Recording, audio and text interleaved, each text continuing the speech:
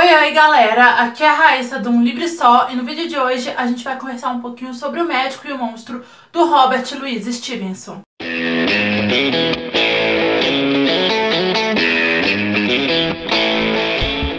O Médico e o Monstro foi publicado pela primeira vez em 1886. Atualmente a gente encontra inúmeras edições desse livro no mercado. Aqui no Brasil quase todo ano sai uma, geralmente nessa época do Halloween, mas eu fiz a minha leitura na edição da Nova Fronteira, daquele box de Mestres do Horror que contém uma edição de O Médico e o Monstro, uma edição de Drácula e uma edição de Frankenstein. Algumas edições desse livro, gente, chegam a ter mais de 300 páginas, mas a história mesmo é um conto curtinho, de 80 páginas no máximo. Essas edições, como a da Darkside, por exemplo, elas têm alguns extras, né, além de ilustrações, é claro. Inclusive, qualquer que seja a edição da sua escolha, aí, se você é colecionador, quer ter uma edição mais caprichada, com mais detalhes, ou se você quer só a história mesmo, compra na loja da sua preferência utilizando um dos links que estão no box de informação. Essa é uma forma muito legal de vocês ajudarem o meu trabalho sem pagar nenhum centavo a mais por isso. Então, muito obrigada. Aqui a gente vai conhecer um lado sombrio de Londres em que um criminoso sem escrúpulos está solta. O nome dele é Ryde. Ele é descrito como um cara baixinho, de poucas palavras e que as pessoas sentem uma profunda aversão assim que o conhecem. Então ninguém consegue entender muito bem qual que é a relação do Ryde com um médico respeitado na sociedade como o Dr. Jekyll. Eu não sei se é assim que se pronuncia, vou falar desse jeito mesmo. E gente, o que eu posso falar da sinopse é isso, porque a história vai girar, o mistério da história vai girar entre por que essas duas figuras tão opostas na sociedade, né, um criminoso e um médico respeitado, são tão próximas. O livro tem um clima sombrio e de suspense. Apesar dos dois personagens título serem os protagonistas, a história não vai ser narrada pelo ponto de vista deles. O autor vai contar a história pela perspectiva de um advogado que está tentando ali meio que resolver esses mistérios que rondam o Ryde. Eu gostei muito desse recurso, acho que funcionou super bem, aumentou o meu interesse pela história, é um recurso mesmo para prender o leitor e para manter o suspense.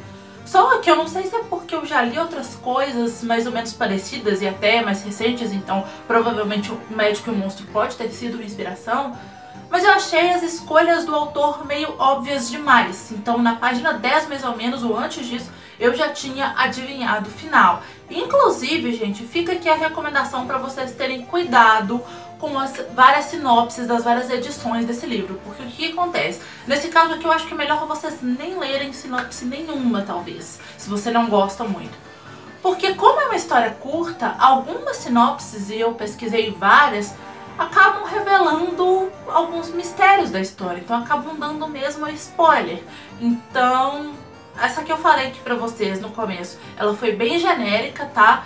Acho que a da Antofágica, ela é uma boa sinopse. Mas se você não quiser ler sinopse, isso aqui que eu falei pra vocês, eu acho que já é suficiente pra vocês entrarem na história. Porque é uma história curtinha, então não tem muito porquê. A maioria desses livros de terror clássico, eles são muito descritivos, né? Por exemplo, o Bram Stoker, em Drácula, ele descreve nos mínimos detalhes as coisas ali que ele tá vendo. Em O Médico e o Monstro, isso também acontece. E o autor vai se preocupar muito em descrever a aparência física dos personagens com riqueza de detalhes. E aí é desde as características dele até a roupa. Então ele vai mesmo se preocupar com isso. E eu fiquei muito com a impressão de que ele estava usando esse recurso de descrever a aparência dos personagens muito detalhadamente para marcar muito as diferenças entre eles e para isso ser mesmo um marcador de diferença entre o bem e o mal. Então ele usou as características físicas como representação do bem e do mal. O que eu acho que as características que ele usa para representar o mal especificamente, eu acho que se esse livro fosse escrito hoje em dia, não seria visto com bons olhos. Eu gostei muito da escrita do autor, apesar de já ter lido uma versão bem resumida de A Ilha do Tesouro na época da escola, eu tô considerando que O Médico e o Monstro foi o meu primeiro contato com a escrita do Robert Louis Stevenson. Até porque, gente, a única coisa que eu lembro de A Ilha do Tesouro é que tem ilha e tesouro.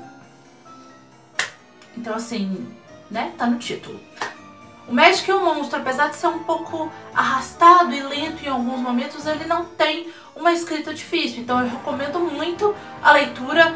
E aproveitando que o livro é curtinho, ainda dá tempo de você ler esse livro antes do Halloween ou até no próprio dia 31, porque é uma história bem curta, super rápida de ler, que tem um clima que tem tudo a ver aí com esse período, tem um clima sombrio e é uma história que não dá tanto medo assim, a atmosfera dela é que é mais no clima do Halloween. Bom, pessoal, é isso, espero muito que vocês tenham gostado desse vídeo. Se você já leu o livro, me conta aqui embaixo nos comentários o que você achou. Se você tem alguma edição física desse livro, comenta aqui sobre a sua edição aqui embaixo para ajudar aí o pessoal a escolher se você tem uma edição mais caprichada desse livro, uma edição mais de colecionador, se você tem uma edição mais simples, recomende a sua edição aqui embaixo pro pessoal. Se você gostou desse vídeo, clica muito em gostei aqui embaixo para me ajudar na divulgação. Se inscreve aqui no canal se você não for inscrito e compartilha esse vídeo pros seus amigos. Não deixa de seguir o canal em todas as redes sociais, todos os links como sempre estão no box de informação. Assiste esses 2 vídeos que estão aqui do meu lado que eu acho que eles podem te interessar. É isso, beijo, tchau e até o próximo vídeo.